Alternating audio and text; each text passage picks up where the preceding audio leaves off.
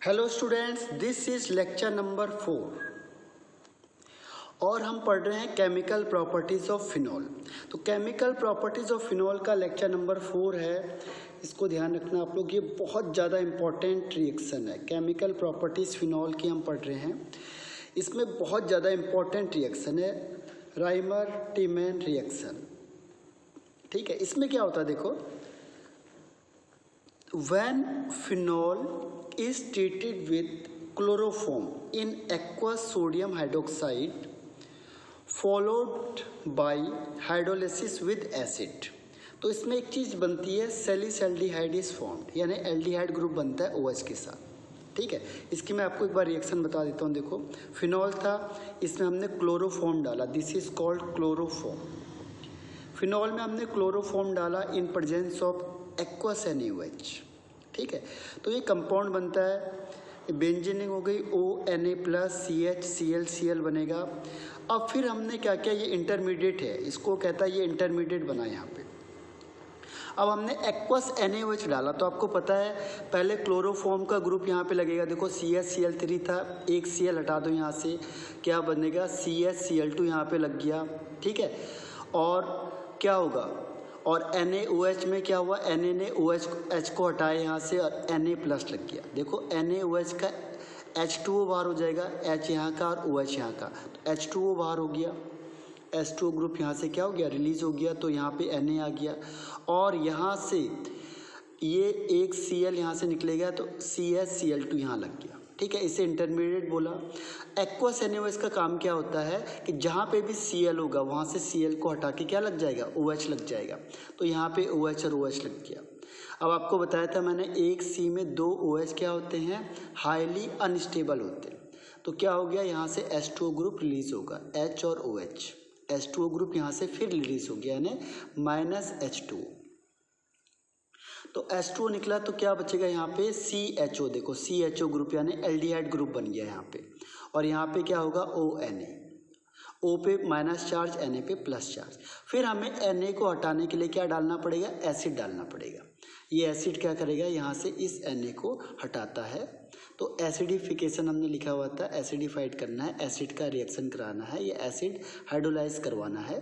तो H plus इस Na को रिप्लेस कर देता है, तो H प्लस ने Na को हटाया और यहाँ पे क्या बन गया, फिनॉल बन गया। तो OH आ गया, तो इसमें हमने क्या इंट्रोड्यूस कर दिया, CHO ग्रुप। तो इसको एक टेक्निकल नेम कहते हैं सैलिसल्डिहाइड, या इसे कहेंगे 2 hydroxy benzaldehyde. Aldehyde group main होता है, तो इसको हम यहाँ से 1 मानते हैं, तो इसे 2 मानेंगे, तो 2 hydroxy benzaldehyde, benzene aldehyde, 2 hydroxy benzaldehyde. ठीक है, अब इसकी मैकेनिज्म बहुत इंपॉर्टेंट है, तो उसे देख लो। ये बहुत बार रिएक्शन बोर्ड लेवल में पूछी हुई है या कॉम्पिटिटिव में ये पूछा हुआ है, इसलिए बहुत ज़्यादा इंपॉर्टेंट है। तो इसकी मैकेनिज्म क्या, देखो स्टेप बाय स्टेप हम इसे पढ़ते हैं। मैकेनिज्म में स्टेप 1 में क्या होता है, जो फिनॉक्साइड आयन है वो बन जाता है। फिनॉक्साइड आयन कैसे बनेगा, देखो जैसे फिनॉल लिया हमने, फिनॉल में हमने NaOH डाला, तो आपको पता है NaOH क्या करता है, मेन इसका काम है OH आयन। तो OH आयन क्या करेगा, इस हाइड्रोजन को अपनी तरफ खींचता है, यहाँ से इस हाइड्रोजन को अपनी तरफ खींचेगा, तो यहाँ से H प्लस निकला, ये OH माइनस है, तो H प्लस और OH माइनस मिलके क्या बना देंगे, H2O बना देंगे। और ये जो इलेक्ट्रॉन पेयर इसके बीच में था वो ऑक्सीजन के पास रहेगा, क्योंकि ऑक्सीजन इज मोर इलेक्ट्रोनेगेटिव, तो ऑक्सीजन के पास माइनस रह गया, और यहाँ से H प्लस को निकाल दिया किसने, NaOH ने, तो ये बन गया ONa। कई बार बुक में ऐसे दिखा देते हैं ONa प्लस, ये Na इस H को रिप्लेस करता है और यहाँ पे Na प्लस आ जाता है, वो ज़्यादा बेटर भी है, क्योंकि ये रिएक्शन को करने में हेल्प करेगा। जब तक ये फिनॉल है तो ये रिएक्शन नहीं करने देता, इसीलिए सबसे पहले हम क्या करते हैं, इस हाइड्रोजन को हटाते हैं, ताकि इसमें पूरा का पूरा नेगेटिव चार्ज आ जाए, क्योंकि Na प्लस का आना या ना आना एक ही बात है, बहुत ज़्यादा अटैच नहीं हो पाता है, तो वो रिएक्शन को सपोर्ट करेगा आगे रिएक्शन होने में। अदरवाइज़ क्या होती है, रिएक्शन जल्दी से हो नहीं पाती। तो सबसे पहले हम रिएक्शन को करवाने के लिए हाइड्रोजन को हटाएंगे और इसे फिनॉक्साइड आयन बना देंगे। अब सेकंड स्टेप में क्या होता है, सेकंड स्टेप में जो क्लोरोफॉर्म होता है वो रिएक्ट करेगा विद NaOH, ये NaOH के साथ रिएक्शन करेगा, तो NaOH का फिर काम क्या है, OH माइनस। तो फिर क्या होता है देखो, CCl तीन Cl लगे हैं क्लोरोफॉर्म में, एक हाइड्रोजन है, ठीक है। अब फिर ये OH क्या करेगा, इस हाइड्रोजन को अपनी तरफ खींचता है, तो ये अपनी तरफ खींचेगा तो H और OH मिलके क्या होगा, H2O रिलीज हो गया। और ये जो इलेक्ट्रॉन पेयर है, क्योंकि कार्बन की इलेक्ट्रोनेगेटिविटी ज़्यादा होती है, तो ये जो इलेक्ट्रॉन पेयर है वो कार्बन अपने पास रख लेता है, तो कार्बन पे क्या आ जाएगा, नेगेटिव चार्ज आ जाएगा, ये Cl। अब कार्बन के पास ओवरऑल ज़्यादा हो गया देखो, तो ये नेगेटिव चार्ज होने की वजह से क्या होता है, ये इलेक्ट्रॉन पेयर, अब ये तो जाना ही चाह रहा था Cl, क्योंकि Cl अच्छा लिविंग ग्रुप होता है, ज़्यादा पावरफुल होता है, ज़्यादा इलेक्ट्रोनेगेटिविटी होती है, तो इस कार्बन पे ऑलरेडी क्या फुल है, तो ये Cl अनस्टेबल होने की वजह से यहाँ से क्या करेगा, रिलीज हो जाता है, ये निकलेगा यहाँ से, तो Cl यहाँ से निकलेगा तो इलेक्ट्रॉन पेयर भी अपने साथ ले जाता है, ये पूरा का पूरा Cl ग्रुप रिलीज हो जाता है। अब ये जो इलेक्ट्रॉन पेयर था, ये इलेक्ट्रॉन पेयर हम यहाँ पे शो कर सकते हैं, क्योंकि ये नेगेटिव चार्ज का मतलब क्या हुआ, इलेक्ट्रॉन पेयर, तो ये इलेक्ट्रॉन पेयर यहाँ पे दिखेगा और Cl यहाँ से रिलीज हो गया, तो Cl माइनस यहाँ पे अलग हो जाएगा और ये बनेगा आपका कार्बीन्स, इसे कहते हैं डाइक्लोरोकार्बीन्स। आपको पता है कार्बीन्स का मतलब क्या होता है, जिसमें 2 सिंगल बॉन्ड होते हैं और एक लोन पेयर होता है, इसका sp2 हाइब्रिडाइजेशन होता है और ये इंटरमीडिएट होता है, एक्चुअल में ये इलेक्ट्रोफाइल का काम करता है, क्योंकि ओवरऑल इसके पास 6 इलेक्ट्रॉन है, देखो 2 4 6, तो 6 इलेक्ट्रॉन होने की वजह से ये इलेक्ट्रॉन डेफिशिएंट स्पीसीज है, इसके पास 8 होने चाहिए थे, तो ये इलेक्ट्रॉन डेफिशिएंट है, ठीक है। अब सेकंड स्टेप में हमारे पास कार्बीन्स बन गया, तो कार्बीन्स कैसे बना एक बार फिर से देखते हैं। देखो C है, क्लोरोफॉर्म है, 3 Cl लगे हुए हैं और एक हाइड्रोजन लगा हुआ है, NaOH के साथ रिएक्शन करेगा तो NaOH क्या होता है, OH माइनस होता है, ये इस हाइड्रोजन को ले जाएगा तो Cl में नेगेटिव चार्ज आ जाएगा, क्योंकि Cl ज़्यादा पावरफुल है। अब Cl में नेगेटिव चार्ज आ गया तो ये जो क्लोरीन होता है ये यहाँ से निकलता है बाहर, और क्लोरीन निकलेगा तो इलेक्ट्रॉन भी अपने साथ ले जाएगा, यानी Cl माइनस हो जाएगा, और ये C में 2 इलेक्ट्रॉन है यहाँ से और 2 बॉन्ड है, तो कार्बन फॉर्म होता है सेकेंड स्टेप में। अब स्टेप थर्ड में क्या होता है, ये कार्बन सब अटैक करेगा जहाँ पे इलेक्ट्रॉन क्या हो, रिच स्पीसीज हो, क्योंकि इलेक्ट्रॉन डेफिशिएंट है, तो इलेक्ट्रॉन रिच 2 जगह पे देखो, ऑक्सीजन पे भी माइनस है और यहाँ पे रेजोनेंस करेगा तो C पे भी माइनस हो जाएगा। तो अब इसके क्वेश्चन ये होता है कि ये C अटैक कहाँ पे करेगा, देखो 2 ऑप्शन है, ये इलेक्ट्रॉन डेफिशिएंट है तो सीधी सी बात है जहाँ पे इलेक्ट्रॉन ज़्यादा होंगे, इलेक्ट्रॉन रिच, और इलेक्ट्रॉन रिच क्या है, O माइनस, आपको दिख रहा है रिच है, और ये रेजोनेंस करेगा तो यहाँ पे माइनस आ जाएगा। तो इन दोनों में से किस पे अटैक करना चाहिए, तो ये किस पे अटैक करेगा, C पे अटैक करेगा, और ज़्यादा बेटर है। C माइनस बेटर न्यूक्लियोफाइल होता है ऑक्सीजन से, क्यों होता है, क्योंकि ऑक्सीजन तो ज़्यादा इलेक्ट्रोनेगेटिव है, उसके पास इलेक्ट्रॉन क्या है, सूट कर रहा है, मतलब उसके लिए इलेक्ट्रॉन बेटर है। लेकिन कार्बन क्या होता है, लेस इलेक्ट्रोनेगेटिव है, उसके पास माइनस चार्ज क्या होता है, अनस्टेबल होता है, तो वो अपने इलेक्ट्रॉन को जल्दी डोनेट करना चाहेगा, इसीलिए ये कार्बन क्या करता है, कहाँ पे अटैक करेगा, ऑर्थो पोजीशन पे अटैक करता है। तो ये कार्बन ऑर्थो पे अटैक करेगा, तो ऑर्थो पे अटैक करेगा तो देखो C यहाँ पे आ गया और ये Cl2 हो गया। अब इसमें माइनस चार्ज क्यों हो गया, क्योंकि इलेक्ट्रॉन कौन सा आया, देखो रेजोनेंस के थ्रू आया, मैं आपको दिखा देता हूँ इसे एक बार। इसमें क्या है, देखो यहाँ से पहले रेजोनेंस करवा दो इससे, उससे ज़्यादा क्लियर होगा आपको। ये ग्रुप था, यहाँ पे माइनस चार्ज था, इसने रेजोनेंस किया, क्योंकि यहाँ पे रेजोनेंस होता ही है, यहाँ से रेजोनेंस आया और यहाँ इलेक्ट्रॉन चला गया। तो इसमें क्या कंडीशन बन गई, इसकी कंडीशन बन गई यहाँ पे माइनस चार्ज देखो, और ये ऑक्सीजन इस तरीके से हो गया, और यहाँ पे कौन सा बॉन्ड आ जाएगा, डबल बॉन्ड आ जाएगा, क्योंकि इलेक्ट्रॉन यहाँ आ गया और ये वाला बॉन्ड यहाँ चला गया माइनस। अब जो कार्बीन्स है आपका CCl2 कहाँ अटैक करेगा, यहाँ पे अटैक करेगा जहाँ पे इलेक्ट्रॉन दिखेंगे इसे, यहाँ पे अटैक करेगा तो क्या होगा, अब यहाँ पे डबल बॉन्ड O है और यहाँ पे CH2 है, सॉरी CCl2 है, इसमें नेगेटिव चार्ज होगा, क्योंकि ये इलेक्ट्रॉन पेयर को हम नेगेटिव से भी दिखाते हैं और डॉट से भी दिखाते हैं, ध्यान रखना, इस इलेक्ट्रॉन पेयर को हम नेगेटिव से दिखाएंगे और ये वाला बॉन्ड यहाँ पे बॉन्ड बना देगा, ये माइनस चार्ज यहाँ बॉन्ड बना देगा और इसमें एक हाइड्रोजन लगा हुआ है, ठीक है। अब क्या होगा, देखो बाकी यहाँ पे डबल बॉन्ड लगे हुए हैं, फिर क्या होगा कि ये रेजोनेंस के थ्रू ये रेजोनेंस के थ्रू फिर ये माइनस चार्ज ये ऊपर की तरफ जाएगा, तो ये किसको खींचेगा, जो वीक होगा। तो वीक कौन है, हाइड्रोजन। आपने देखा हो हाइड्रोजन सबसे वीक होता है, हर कोई उसे निकाल देता है बाहर। तो ये हाइड्रोजन यहाँ पे ये बॉन्ड बनाने के लिए दे देगा और ये हाइड्रोजन यहाँ से निकल के बाहर हो जाएगा। तो ये H+ बाहर हुआ, लेकिन ये बाहर जा ही रहा था कि यहाँ पे नेगेटिव चार्ज है, नेगेटिव इससे अपनी तरफ अट्रैक्ट कर लेता है।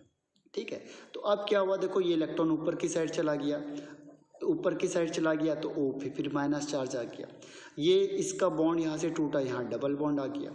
ठीक है, ये C था, इसमें एक Cl और दूसरा Cl लगा हुआ है, एक माइनस चार्ज था। ये माइनस चार्ज किसको दे दिया इसने, इस हाइड्रोजन को, कि चल आजा तू भी आजा। तो ये हाइड्रोजन यहाँ लग गया और बाकी एज इट इज हो गया। तो ये आपका सेकेंड स्टेप कंप्लीट होता है। अब देखो सेकेंड स्टेप बन गया यहाँ O पे माइनस CCl अब आपको पता है कि NaOH का क्या रोल होता है। एक्वस NaOH का क्या रोल होता है, जो OH ग्रुप होता है वो Cl को क्या करता है, डिस्प्लेस कर देता है। ठीक है, तो Cl को डिस्प्लेस करके तो जहाँ पे Cl है वहाँ पे क्या आ जाएगा, OH आ जाएगा। और ये O माइनस कर लो या यहाँ पे ये Na+ कर लो, एक ही बात है। मैंने कहा ये Na जो घूम रहा है यहाँ से ये प्लस है, तो प्लस कहाँ जाएगा, माइनस के पास, तो O माइनस Na+ ऐसे हम शो कर देते हैं। ठीक है, फिर एक C में 2 OH क्या होते हैं, हाईली अनस्टेबल होते हैं, तो यहाँ से वाटर क्या होगा, रिलीज हो जाएगा H2O, तो यहाँ पे बच जाएगा CHO यानी एल्डिहाइड ग्रुप और ONA+। तो ये हो गया आपका स्टेप नंबर 4। अब हम लास्ट स्टेप में आते हैं कि हम क्या करते हैं, एसिड के साथ रिएक्शन करेंगे या एसिड हाइड्रोलाइज करते हैं। तो क्या होगा, जो H+ है वो Na को यहाँ से डिस्प्लेस कर देता है, हटा देता है। ये आपने पहले भी देखा कि जब भी Na को हटाना होगा ONA को, तो Na को हटाने के लिए हम एसिड मिलाएंगे, H+ क्या करेगा, Na को हटाता है और क्या बन जाता है, फिनॉल, OH ग्रुप। तो इस ग्रुप को हम कहते हैं सैलिसैल्डिहाइड, इसका कॉमन नेम है। और IUPAC नेम क्या होगा, देखो 1 2, तो 2 हाइड्रोक्सी बेंजल्डिहाइड और सैलिसैल्डिहाइड। तो जो एरोमेटिक कंपाउंड होते हैं उसको कॉमन नेम से ज़्यादा जाना जाता है, तो इसको सैलिसैल्डिहाइड या 2 हाइड्रोक्सी बेंजल्डिहाइड कहते हैं। तो ये आपका बहुत इंपॉर्टेंट रिएक्शन है, बहुत ज़्यादा, इसीलिए इसको बहुत याद रखना है। अब नेक्स्ट देखो एक क्वेश्चन आता है कि ऑर्थो सब्स्टिट्यूशन ही क्यों हुआ, पैरा क्यों नहीं हुआ, जबकि जो OH ग्रुप होता है ऑर्थो एंड पैरा डायरेक्टिंग होता है, लेकिन यहाँ पे हम कह रहे हैं ऑर्थो ही हो रहा है, पैरा क्यों नहीं हो रहा है।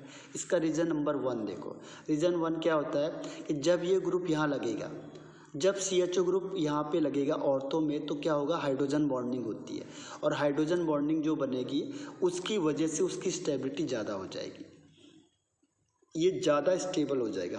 पूरा कॉन्सेप्ट क्या है, स्टेबिलिटी पे है, तो स्टेबिलिटी उसकी ज़्यादा हो जाएगी क्योंकि हाइड्रोजन बॉन्डिंग की वजह से ये मजबूत बन जाएगा।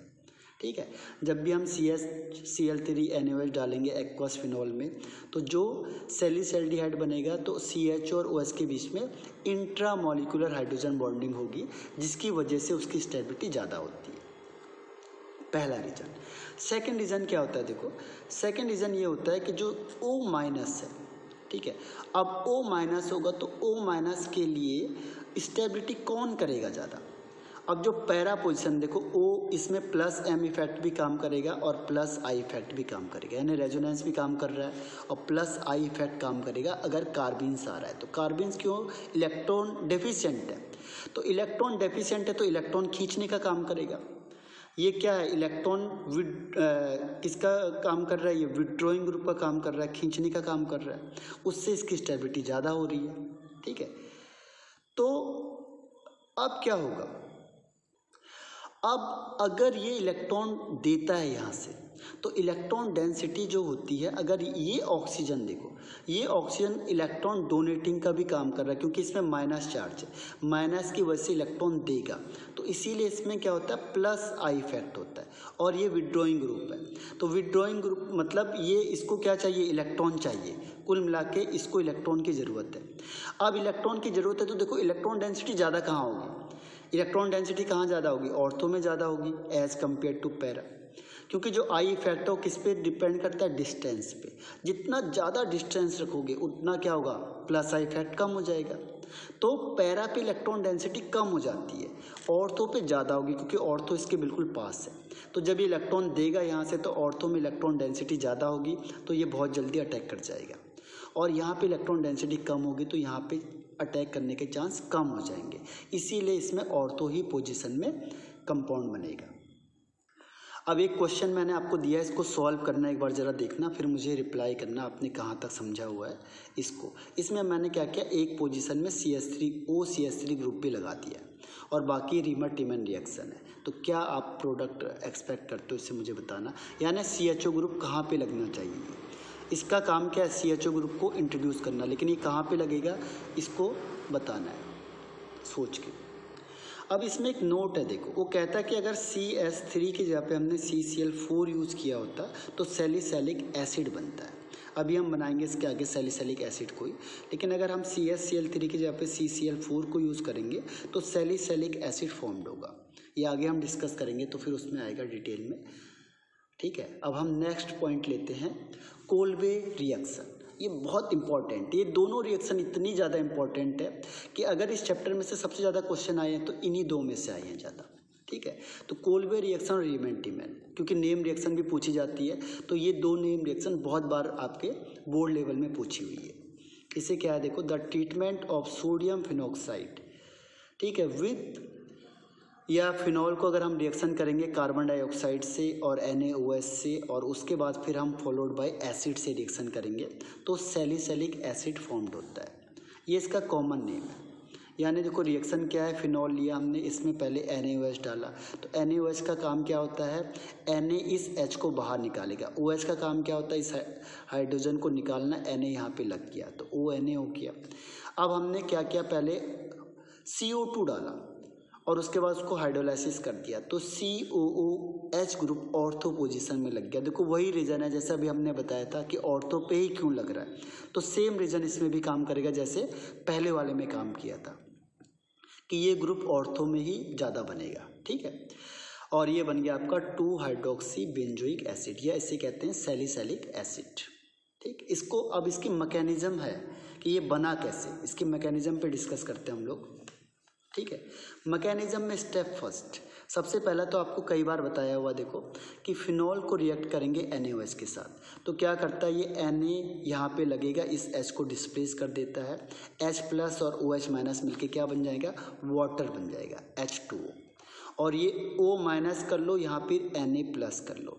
ये रिएक्शन को सपोर्ट करते हैं क्योंकि इलेक्ट्रॉन की डेंसिटी को बढ़ाएंगे, जिसकी वजह से क्या होगा, रिएक्शन फास्ट होगी। अदरवाइज ये हाइड्रोजन है तो यहाँ पे इलेक्ट्रॉन डेंसिटी बढ़ती नहीं है ज़्यादा, क्योंकि चार्ज सेपरेशन हो जाता है, यहाँ प्लस चार्ज आएगा, यहाँ माइनस आएगा, तो वो रिएक्शन जल्दी होती नहीं है। तो इसीलिए इस हाइड्रोजन को हटाने के लिए क्या करते हैं, हम NaOH डालते हैं, जिसकी वजह से क्या होता है, ये हाइड्रोजन हटेगा, पूरा नेगेटिव चार्ज आएगा, और ये नेगेटिव चार्ज क्या करेगा, जब यहाँ से यहाँ नेगेटिव चार्ज ज़्यादा आएगा तो ये रिएक्शन फास्ट हो जाएगी। इसीलिए हमारा काम क्या है, पहला हाइड्रोजन को हटाना। जब भी हम फिनॉल को रिएक्शन कराएंगे तो आपने देखा इस हाइड्रोजन को हटा देते हैं, तो हाइड्रोजन को हटाने का काम क्या है कि यहाँ पे पूरा नेगेटिव चार्ज आएगा जो इलेक्ट्रॉन डेंसिटी ऑर्थो में बढ़ा देता है, इसीलिए H प्लस को निकालना जरूरी है। अब देखो स्टेप सेकंड में क्या होता है, CO2 एज ए इलेक्ट्रोफाइल काम करेगा, ठीक है, और ये किस पे अटैक करेगा, फिनॉक्साइड आयन पे, वो भी कहाँ, ऑर्थो पोजीशन में।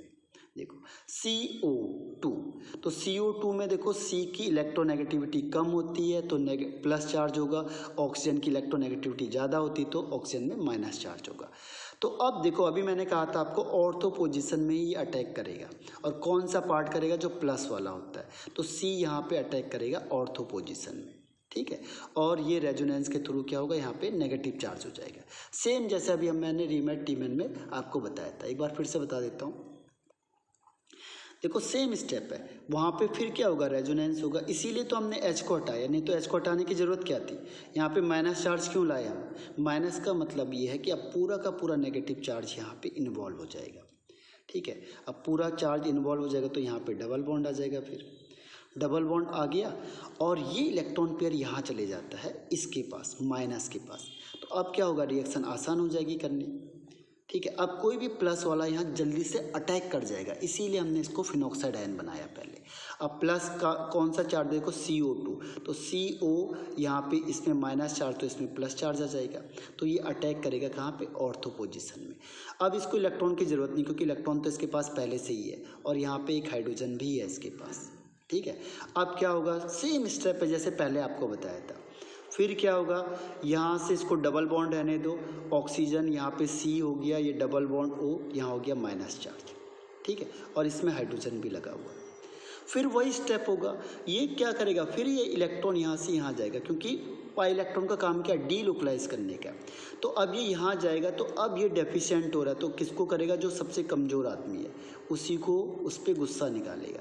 तो यहाँ से फिर ये हाइड्रोजन को निकाल के यहाँ इसका इलेक्ट्रॉन पेयर यहाँ रखेगा, H+ को यहाँ से रिलीज़ कर देगा। तो जब ये H+ को रिलीज़ करेगा तो होगा क्या, देखो ये ग्रुप बना आपके पास, बाकी सब कुछ सेम है। देखो बॉन्डिंग का, यहाँ पे O में माइनस चार्ज आएगा, माइनस चार्ज आ गया तो ये डेफिशिएंट होगा कार्बन, ये किस पे गुस्सा निकालेगा, इस हाइड्रोजन को, हाइड्रोजन को H+ को बाहर कर दिया इसने, और यहाँ डबल बॉन्ड आ गया, ये डबल बॉन्ड, ये डबल बॉन्ड, रेजोनेंस तो सेम रहेगा। अब क्या हुआ, देखो यहाँ पे था C डबल बॉन्ड O और O-, तो ये O- इस H को जाने नहीं देता, कहता चल आ जा मेरे पास ही, ये इसको अट्रैक्ट कर लेगा, क्योंकि प्लस है, प्लस माइनस की तरफ अट्रैक्ट हो जाएगा। तो यहाँ पे क्या बन जाएगा, देखो COOH, यानी एसिड बन गया, और ये O- फिर बच गया आपके पास। तो ये समझ में आया आपको कि बहुत सिंपल से स्टेप है। यहाँ पे देखो ये माइनस था, ये H+ यहाँ से निकलेगा, H+ और ये O-, ये आपस में कंबाइंड हो जाएंगे, तो क्या बनेगा, COOH, यानी एसिड बन गया।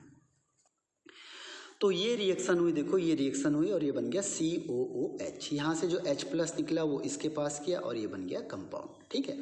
अब हमारा काम खत्म हो गया, जो हमें चाहिए था एसिड। अब हमने क्या किया, यहाँ पे माइनस चार्ज हो या फिर ONA लिखा रहता है, किसी बुक में यहाँ पे लिखा होगा ONA, एक ही बात है।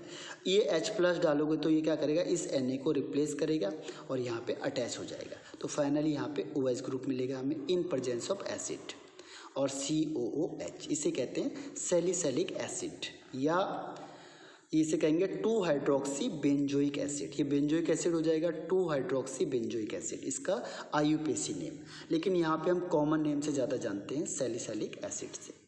तो ये आपको समझ में आ गया होगा, दोनों बहुत ज़्यादा इंपॉर्टेंट रिएक्शन है और बहुत ज़्यादा पूछी जाती है। इसके अलावा देखो ये आसान है, ये इलेक्ट्रोफिलिक सब्स्टिट्यूशन रिएक्शन बहुत बार आपने पहले भी करी हुई है, क्योंकि फिनॉल एरोमेटिक कंपाउंड है। फिनॉल में जो OH ग्रुप होता है वो ऑर्थो एंड पैरा डायरेक्टिंग होता है। कैसे पता चला हमें, अभी भी हमने रेजोनेंस किया था, यहाँ पे भी दोबारा रेजोनेंस है कि जो माइनस चार्ज है वो कहाँ जा रहा है, ऑर्थो में और पैरा में। ये रेजोनेंस हमने अभी किया था, देखो ऑर्थो और पैरा पे जाएगा, तो जो भी प्लस चार्ज आएगा इलेक्ट्रोफिलिक यानी इलेक्ट्रोफाइल कहाँ आएगा, ऑर्थो या पैरा में आएगा। इस रेजोनेंस से हमें प्रूफ होता है, ठीक है। तो इसमें पहली रिएक्शन है हेलोजिनेशन। देखो मैंने कहा था आपको हर रिएक्शन ऐसी चलती जाएंगी, तो हेलोजिनेशन फर्स्ट रिएक्शन। अब देखो अगर हेलोजिनेशन वाटर की प्रेजेंस में होता है, क्योंकि वाटर इसको काफ़ी सपोर्ट कर रहा होता है यहाँ पे, तो इसमें क्या होता है, आपको तीनों प्रोडक्ट साथ मिलते हैं। देखो 1 2 3 यानी कि 1 2 4 6 ट्राइब्रोमो फिनॉल आपको मिलेगा। इसमें तीनों जगह पे यानी तीनों जगह पे Br ग्रुप लग जाएगा वाटर के प्रेजेंस में। ध्यान रखना ये सपोर्टेड होता है बहुत ज़्यादा, अगर ये सपोर्ट करेगा तो सब जगह पे लग जाएगा। पोलैरिटी ज़्यादा होती है वाटर की, तो आपको मिलेगा 2 4 6 ट्राइब्रोमो फिनॉल। अब अगर आपने वाटर की जगह पे कोई लो पोलैरिटी वाला ले लिया, जैसे CH2 ले लिया, CCl4 ले लिया, CHCl3 ले लिया, जिसकी पोलैरिटी कम होती है, कम होगा तो सपोर्ट नहीं करेगा वो। अब सपोर्ट नहीं करेगा तो इसमें एक ही बनेगा, या तो बनेगा ऑर्थो वाला और या बनेगा पैरा वाला। आपको पता है कि पैरा वाला क्या होता है, मेजर होता है, और ऑर्थो वाला माइनर बनता है। तो ये हो गया 2 ब्रोमोफिनॉल, इसे कहेंगे 4 ब्रोमोफिनॉल। तो लो टेम्परेचर में रिएक्शन होती है और ऑर्थो एंड पैरा डायरेक्टिंग। इसके अलावा देखो नाइट्रेशन। नाइट्रेशन आपको पता है कि कभी भी नाइट्रेशन होगा तो कंसनट्रेटेड H2SO4 और कंसनट्रेटेड नाइट्रिक एसिड की प्रेजेंस में होता है, और नाइट्रो ग्रुप ही अटैच होता है हर हमेशा, ये फिक्स है, ठीक है। अब इसमें क्या होगा, अगर आपने डाइल्यूट लिया हुआ है, कंसनट्रेट की जगह पे आपने एक्सपेरिमेंट किया कि डाइल्यूट लेता हूँ मैं, डाइल्यूट मतलब इसकी क्वांटिटी कम होगी, तो अगर आपने डाइल्यूट नाइट्रिक एसिड लिया हुआ है विद कंसनट्रेट H2SO4 तो आपको ऑर्थो और पैरा प्रोडक्ट ही मिलेगा, या तो ऑर्थो मिलेगा और या पैरा मिलेगा, मतलब इन दोनों का मिक्सचर मिलेगा, ठीक है। आपको पता है पहले भी हमने किया था कि ऑर्थो में नाइट्रो ग्रुप जाएगा या फिर पैरा में नाइट्रो ग्रुप जाता है, तो ऑर्थो नाइट्रोफिनॉल या पैरा नाइट्रोफिनॉल आपको मिलेगा। ठीक है। अगर आपने डाइल्यूट लिया है तो, अगर आपने डाइल्यूट को हटा के कंसंट्रेट कर दिया फिर क्या होगा? तो अगर आपने कंसंट्रेटेड नाइट्रिक एसिड ले लिया, कंसंट्रेटेड नाइट्रिक एसिड, कंसंट्रेटेड मतलब इसकी क्वांटिटी बहुत ज़्यादा होगी, तो अगर ज़्यादा अमाउंट में NO2 ग्रुप मिलेगा हमें, तो क्या होगा? ये NO2 ग्रुप तीनों जगह पे लग जाएगा, ऑर्थो, पैरा, ऑर्थो पे, तो तीनों जगह पे लग जाएगा। इसे कहते हैं ट्राई नाइट्रोफिनॉल। इसका नाम क्या होगा? Tri nitro. और कौन सी पोजीशन है? 2, 4, 6, ट्राई नाइट्रो, क्योंकि 3 जगह पे नाइट्रो ग्रुप लगा है और फिनॉल, तो ये इसका नाम हो गया TNP, ट्राई नाइट्रोफिनॉल। ठीक है, तो ये कंपाउंड आपका फॉर्म्ड हो गया। तो इसका नाम है पिक्रिक एसिड। कई बार कहते हैं कि पिक्रिक एसिड बनाओ, तो इसको हम कॉमन नेम इसे कहते हैं पिक्रिक एसिड।